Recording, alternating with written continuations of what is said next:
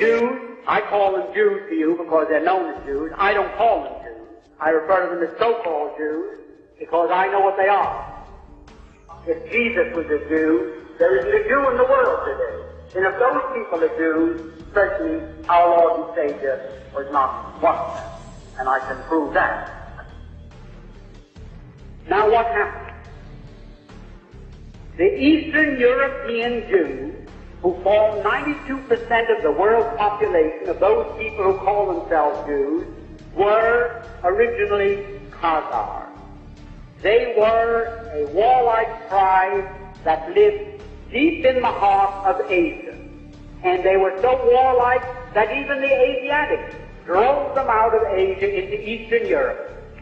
And to reduce this, so you don't get too confused about the history of Eastern Europe, they set up this big Khazar kingdom.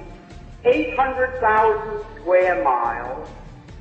Only there was no Russia, there were no other countries, and the Khazar kingdom was the biggest country in all Europe. So big and so powerful that when the other monarchs wanted to go to war, the Khazars would loan them 40,000 soldiers. That's how big and powerful they were. Now, they were phallic worshippers, which is filthy. I don't want to go into the details of that now. It was their religion, the way it was the religion of many other pagans or barbarians elsewhere in the world. Now, the king became so disgusted with the degeneracy of his kingdom that he decided to adopt a so-called monotheistic faith, either Christianity, Islam, the Muslim faith, or what is known today as Judaism, really Talmudism. So, by spinning a top, he said, eeny, meeny, miny, mo, and he picked out so-called Judaism. And that became the state religion, and he sent down to the Talmudic schools of Tel Aviv and Surah, and brought up thousands of these rabbis with their teachings, and he opened up synagogues and schools in his kingdom of 800,000 people, 800,000 square miles, and maybe 10 to 20 million people, and they became what we call Jews. There wasn't one of them that ever had an ancestor that ever put a toe in the Holy Land, not alone in Old Testament history, but back to time, the beginning of time. Not one of them.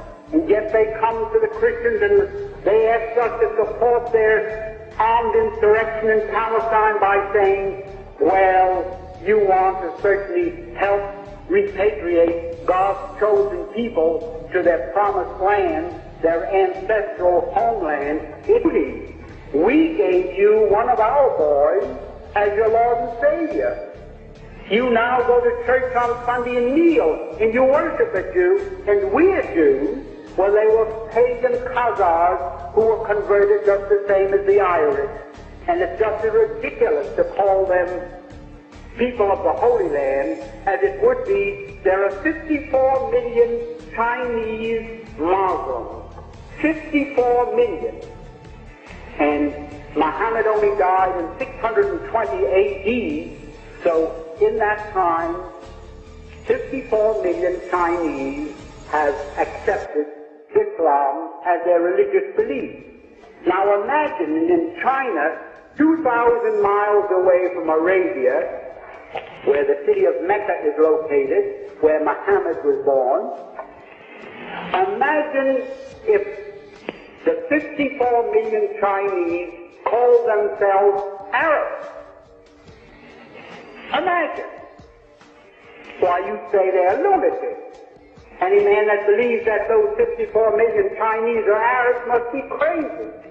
All they did was adopt as a religious faith a belief that had its origin in Mecca, in Arabia.